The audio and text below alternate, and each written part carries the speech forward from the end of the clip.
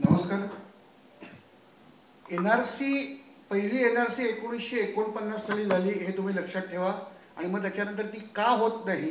NRC म्हणजे national citizenship register of citizenship म्हणजे नागरिकत्वाचं एक आपण वर्गात आपला रोल कॉल असतो ना तसं एक रजिस्टर असतं, त्याच्यात नागरिकांची माहिती असते.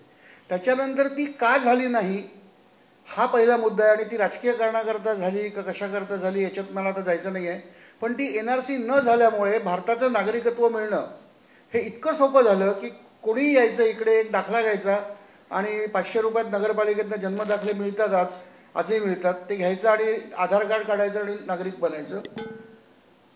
ही जी आज जी परिस्थिती झालेली आहे की 80 लाख ते 1 कोटी महाराष्ट्रात जे बांगलादेशी घुसलेत त्याच्यामुळे इथल्या स्थानिक नागरिकांना आज जे स्थानिकांचे अधिकार म्हणून राजकारण खूप होतं, पण स्थानिकांचं नुकसान काय झालं मी तुम्हाला सांगणार आहे. साधारण मला आठवते 30-35 वर्षापूर्वी आपल्याकडे सुतार लाकूड काम करणारे हे महाराष्ट्र आणि राजस्थानमधले होते, आज 100% बांगलादेशी आहेत. आज AC रिपेअरिंग किंवा TV रिपेअरिंग किंवा अशा सगळ्या क्षेत्रातले 95% बांगलादेशी आहेत. जो कोळ्यांचा परंपरागत व्यवसाय आहे त्याच्यात आज 100% मी बांगलादेशी म्हणतो तेव्हा ते सगळेच घुसखोर आलेले आहेत. त्याच्यामध्ये बांगलादेशीला पण एक, कारण मॅक्झिमम ते असल्यामुळे त्याला बांगलादेशी म्हणतो, पण 71 देशातले घुसखोर आपल्याकडे आहेत. तर पूर्ण व्यवसाय, कारण ते घुसखोर असल्यामुळे त्यांना काय असतं की कसंही करून जगायचं आहे, मग ते कमी पैशात काम करतात आणि त्यांना एकतर त्यांना जे येतात त्यांना थोडंसं मराठीचं शिक्षणही दिलं असतं, त्यामुळे ते इथले आहेत का बाहेरचे ते कळत नाही. आणि आज पण पूर्ण आज तुम्ही जाऊन बघा, पूर्ण मासेमारीचा व्यवसाय त्यांच्या ताब्यात गेला आहे. अशा पद्धतीने हे जर का चालत राहिलं तर इथल्या माणसाला उद्या भविष्यात उपासमारीची पाळी येईल.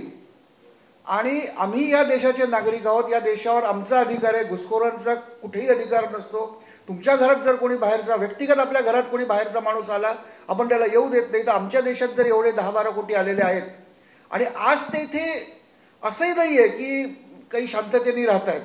आज सगळे म्हणजे यांनी सांगितलं जनरल साहेबांनी की स्लीपर सेलपासलं सगळं म्हणजे तुमची सुरक्षा धोक्यात आहे. हे जर असंच होत गेलं तर म्हणजे मला असं वाटतं की पुढच्या 15-20 वर्षांमध्ये घुसखोरांचंच बहुमोल आणि एक नवीन सिव्हिल वॉर तयार होईल. तर त्याच्यासाठी आज आणि आत्ताच जागा होणं आवश्यक आहे आणि ह्या आंदोलनामध्ये सगळ्यांनी सामील होणं आवश्यक आहे.